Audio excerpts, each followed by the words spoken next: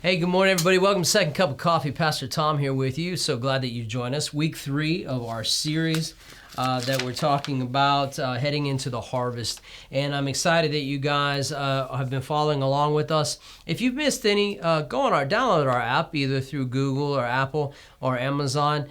We have Second Cup of Coffee on our RCC app. Just look for Rancho Christian Center. It'll pop up.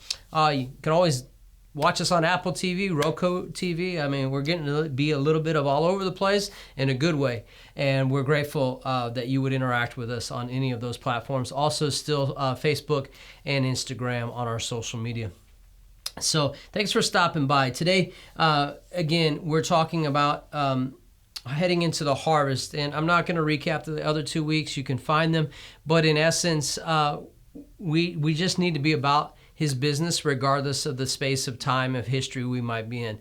I kind of came up with this because people have been asking me, are we in the end times? I don't know. I don't know when Jesus is coming back. All I know is that I need to be about my Father's business.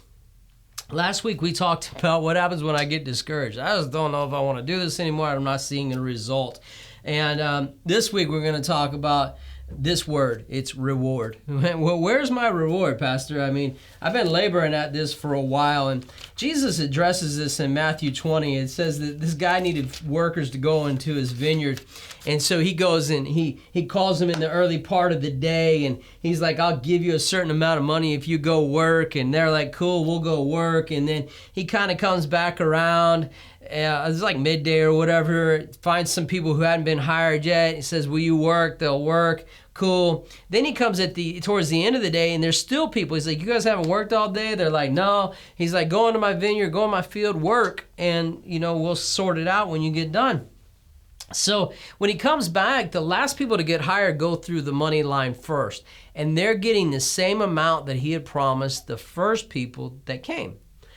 And so the first people that came, they're thinking, once I get up there, I'm going to give me a nice bump in pay. I mean, this guy has got to be seeing what I did and seeing how much I put in. And so they get there, and he gives them the exact same amount that he gave the last people to show up. And they're indignant. And they're like, excuse me? Don't you know we work during the heat of the day? This is ridiculous. And he says to them, look, it's my money, and this is what we agreed to. Is it not okay that I could do what I want to do with my money? And the point in that is this. As Christians, we can get discouraged or even frustrated because it's like, God, I've been at this thing for a long time. And I feel like, God, if I'm real honest, sometimes you're doing the same thing for the dude that just showed up as you're doing for me. Sometimes we don't necessarily, we rejoice-ish that that guy got saved and has come to church, got baptized, but God, there's some things I've been waiting on here, right? There's some things I've been wanting in my life you haven't come through, and I watch, this dude barely gets a prayer out, Jesus. It's like barely out of his mouth, and you're answering it. So there's a little inequity, and I felt like the Holy Spirit said this to me gently.